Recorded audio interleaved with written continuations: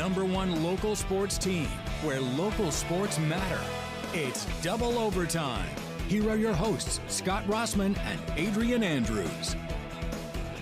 And hello again, everybody. Hello, Adrian. What's going on, Scott? Nice to not have severe weather pounding down on us, although some parts of our coverage area, especially to the very west, did get some severe weather, but holding up a few of those ball games. But for the most part, week one of the season doing pretty well. We're featuring 4 games here on Double Overtime, including Rutherford's home game against Union and Chipley's trip to Liberty. Yeah, man, as well as Bozeman's home game with Taylor and Freeport's trip south to Arnold. And we'll begin with the latter, and over at the Gavlac Complex, Coach Bobby Johns now leading the Freeport Bulldogs, leading his team south to take on Coach Griffin and the Arnold Marlins here in week one. The Dogs with the ball first, fail to move it and line up to punt, and bad news on that. The snap over the head. Braxton Durgan tries to keep it out of the end zone, gets called for grounding. Either way, the Marlins ball at the 1. 2 plays later, Arnold QB River Walding pulls it back, scoots around the end for the touchdown, 7-0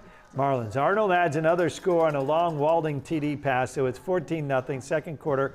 Bulldogs looking to get back in it. Carter Nunes, quick hitter to Taylon McEllier, who takes it 53 yards for the apparent score, but one of a multitude of penalties calls that one back. Bummer. That drive stalls. Marlins looking to add to the lead. They appear to do just that. Walding scrambles, then lobs deep and finds A.J. Morris in the end zone. Nice catch here, but another holding call negates that one, and this drive stalls as well. Late in the half, the Bulldogs go on the march. Down the field here, Nunes on the keeper. Up the middle, he goes for 24 yards inside the red zone. And 5 plays later inside the 4, fullback Dylan Molstad bulls his way in, and that makes it a 14-7 Marlins lead into the half. A lot more scoring in the second half, but the Marlins able to maintain the edge and hold on for a 27-21 win tonight at Gavlac. Congrats to Coach Griffin and his Arnold Marlins starting the season with a W. All right, Scott, we're going to take things over to Rutherford for their 2026 debut. The Rams, they're hosting Union at school between Gainesville and Lake City. Year 4 for head coach Albert Floyd. The school before kickoff honoring the late Rutherford great Alonzo Johnson. First quarter, the Fighting Tigers start with the ball first. QB takes a snap from the wing tee, hands it off to Edward Durant, who takes this one down the field for a very long run. Almost out of breath there. He's chasing, brought down near the 20-yard line. That play sets up the easy score for big number 22, Bryce Lawton. That puts the Fighting Tigers on the board, 6-0 missed field goal. Next possession, Rams, they're looking to answer. QB Jalil Reed drops back, takes the snap, doesn't see a man open, so he takes this one himself. He scrambles along the right side and picks up great yardage, more than enough for the first on the 31-yard run. Rams, however, they come away empty-handed. But the next drive, Union's running back Ricky Barr, he coughs up the ball here right after a really long run for the Fighting Tigers, so it's now back to the Rams. Problem is they can't get the ball into the end zone, Scott. That was the issue all first half for the Rams, and boy did Union make them pay. First play of the second quarter, and it's another carry by Bryce Lawton and another score. It's now 14-0 Union. Later in the quarter, though, the Rams defense, with their backs against the wall, they're really needing to make a play. The football gods give them this. The receiver bobbles the catch, and it lands in the hands of Kelly Patterson, setting up this strong touchdown run up the gut. We're going to see this here. Jamarion Blunt, he gets this here handoff. Look at him. He just booms and bowls and rushes, and he's going. He's got a teammate there trying to set up a block for him. 5 different players had their hands on him. I mean, look at there. He's there. He's celebrating with the band there at the end. But there you have it, folks. I mean, the half, it doesn't really speak for itself. They fall back 34-35, but they just come up just short. The Union Fighting Tigers get the win.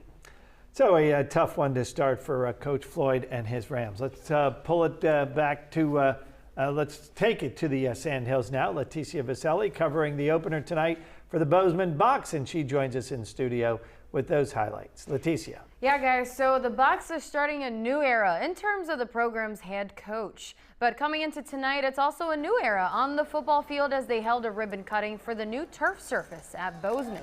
Sean Maddox, after years as an assistant at Mosley, getting his first head coaching gig at Bozeman, hoping to build a winning tradition there. The Bucks are hosting Taylor, the school in Perry, Florida. This is Jesse Braswell leading the Bulldogs for a third season. In just under 5 minutes in the first, Drayden Flowers in the shotgun keeps it, breaks some tackles, and scores. The PAT fails, 6-0 Bulldogs. 10 seconds into the second quarter, Taylor's Joe Jackson, alone in the backfield, takes the snap, takes his time, looks for a target, eventually finding Harlan Bell on the 52-yard touchdown pass, 13-0. And 2 minutes later, though, Bucks get on the board. Hayden Gay takes the snap, finds Caleb Hentz, a 17-yard touchdown pass, 13-7 on their next possession. Bulldogs come right back down the field and score on Drayden Flowers. That's a 26-yard touchdown run, making it 19-7. And with 3 minutes left in the quarter, this is a short touchdown run for Flowers, 26-7 into the half. And the running clock in the last quarter, one more touchdown from Bozeman, but Taylor takes the win. 47-13 is your final score. And that's it for me, guys. Back to you. But those turf fields, the lighting is that much better. It's so it seems great. to reflect the lighting. Oh, gosh, it's so it really bright. looks like a college scenario there. It really does. It looks really good. Unfortunately, the Bucks on the losing end of that one, but they'll bounce back. Let's move it now into Liberty County in an opener between two area teams head to head. Coach Buchanan and his Chipley Tigers moving east tonight to face Coach Tranquil and his Liberty Bulldogs. The Tigers are going to open the scoring with an early field goal and then score again on special teams. The Bulldogs punting to Blake Godwin, who let it hit and then scoops it at the 28 and proceeds to cut his way through traffic, gets to the near side, and he is off and running for a 72-yard touchdown, that making it 10-0. Early second quarter, the Bulldogs answer. Wilder Hard drops back and then takes off and gets the corner. 2-point conversion makes it 10-8. Later in the second, Hart fires this one down the middle and hits Lucas Sykes, who takes it 22 yards to the 5. Sets up a short TD, making it 14-10. And shortly before the half, it's a well-run tight end screen to Lucas Sykes, and that's a 22-yard touchdown. 2-point conversion, making it 22-10 Liberty, and that is how that half will end. This one ending a 12-point win for Liberty, Scott. So congratulations to Coach Tranquil and his Bulldogs. More numbers tonight. Bay and Dothan going through a long weather delay. The latest score we have there, 21-14 Dothan in the third. Sharks beating the Tigers Sharks 53-13. The Hornets open up at home with a 10-point win over the Buccaneers, 30-20.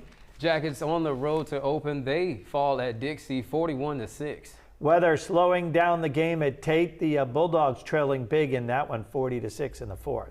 Tigers, they're going on the road and they win big at Arrington. 49-14 that final. Coach Tiza and his Seahawks win their opener, blowing out Gulf Breeze by a final of 50-0. Braves, they're opening up with a very big win at home over West Florida, 52-7. Weather slowing down the game at Riggs. The latest score we have there is 26-zip Vikings as they play in the third. Sneeze, they're going on the road and they fall 19-8. And the Eagles fall at home 49-7. Kind of a shocker there. Niceville not used to getting blown out at home. How about those Franklin Seahawks? They open up with a 20-point win over NFC. Congrats to Coach Cooper and company there. You know, not long ago, Franklin was just so far down in the dumps. Who would have believed they'd be beating North Florida Christian to open up a season? And Central getting the win over Graceville by a final of 31-6. And that's going to do it for us in double overtime here. We'll see you next Friday for another week of ball games. Have a great weekend, everybody.